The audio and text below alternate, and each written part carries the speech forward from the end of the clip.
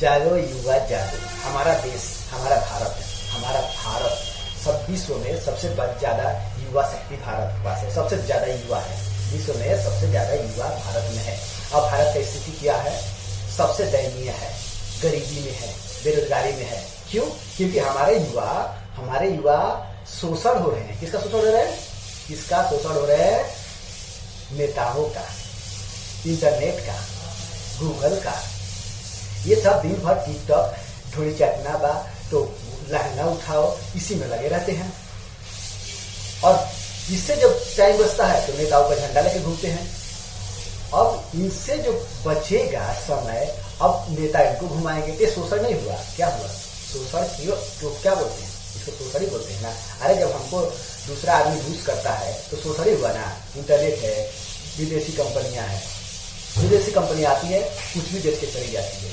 20 रुपये आलू मिलता है, 400 रुपये चिप्स देश के चली जाती है। वो कि उसके पास कितना दिमाग है। लेकिन हमारे युवा तो बस फोन देखेंगे, तो टिकटॉक देखेंगे, तो झंडा लेके घूमेंगे। अरे शर्म करो, तुम लोग शर्म करो। इसी देश में सरदार वल्लभ भाई पटेल थे, इसी देश में भगत सिंह थे, इसी देश में महात्मा गांधी थे। तो सब इसी देश में ना, इसी देश में सुभाष चंद्र बोस थे, इसी धरती का है। लेकिन उन्होंने अगर ये देखा होता तो देश हमारा आजाद नहीं हुआ था। लेकिन हमने क्या किया? बस वो कौन है हम नहीं जानते।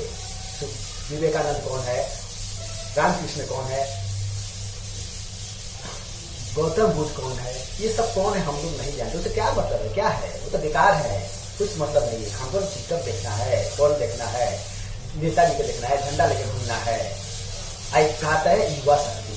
अब बोलते हैं हम बेरोजगार है, हमारा देश बेरोजगार है। अरे हमारा देश बेरोजगार नहीं है, तुमको माइंड वॉश किया गया है। हमारे देश के युवाओं को माइंड वॉश कर दिया गया है। माइंड वॉश मतलब समझते हो? माइंड वॉश मतलब ये होता है कि हम लोग टीवी में ऐड देखते हैं, क्या चीज का? लॉक्स का। अब हम अगर दुकान पे जाएंगे, साबुन लेना होगा तो हम लॉक्स ही खरीदेंगे, क्योंकि दिन भर में 100 बार लॉक्स दिखाता है।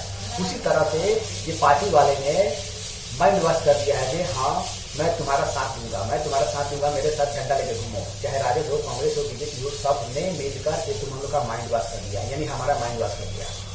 हम उनके पीछे लग जाते हैं। कुछ भी हो, वो तो एसी में बैठे रहते हैं, लड़ते हैं हम, मरते हैं हम, लेकिन फायदा उठाते हैं वो।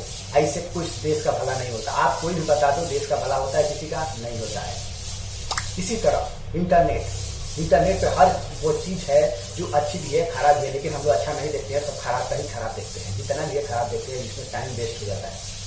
और हम बोलते हैं बेरोजगार है। अरे हम इंटरनेट पे नहीं देख के दूसरा कुछ करते तो बोलते हैं बेरोजगार होता, भारत बेरोजगार होता, तुम बेरोजगार होते कि नहीं।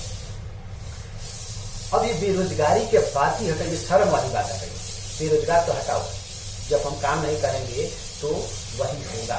अब अभी शर्म वाली, अब मान लो तुम बोलो सारा तुम गरीब है तो खराब लगता है, तुम्हारे गांव गरीब है तो भी खराब लगता है, तुम्हारा राज्य गरीब है तो भी खराब लगता है, तुम्हारा देश गरीब है तो भी खराब। अरे हर स्टेप पे बढ़ते जाओगे तो कितना बोलेगा। ये शर्म वाली बात है ना। शर्म क्यों है?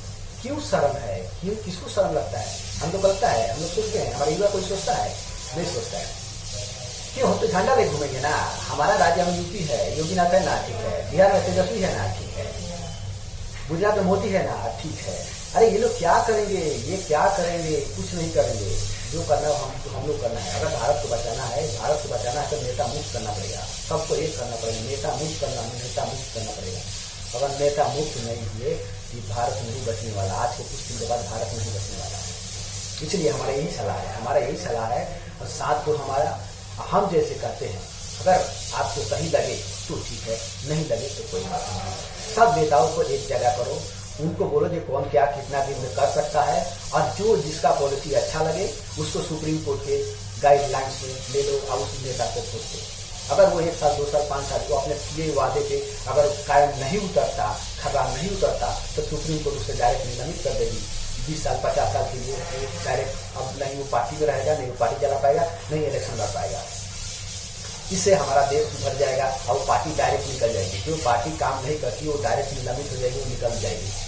इससे क्या होगा? नया पार्टी आएगा और दूसरा भी करेगा तो वो भी निलंबित हो जाएगा। इससे क्या होगा? नेताओं में डर हो जाएगा, उन्होंने काम करना चालू कर देगा, क्योंकि वो जानता है कि इसके बाद मैं दूसरी पार्टी ज्वाइन कर सकता हूँ, नहीं इलेक्शन लड़ सकता हूँ।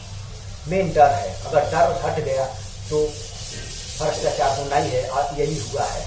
नहीं पार्टी को डर है वो तो जानती है कि मैं अगले बार डीएम से या कैसे भी जीत जाऊंगा। और नहीं, अधिकारी को डर है, अधिकारी को डर है, वो तो जानता है मैं क्या करूंगा, अगले के ऊपर रिश्वत दे दूंगा या उसको रिश्वत दे दूंगा, फिर मेरा आगे पोस्टिंग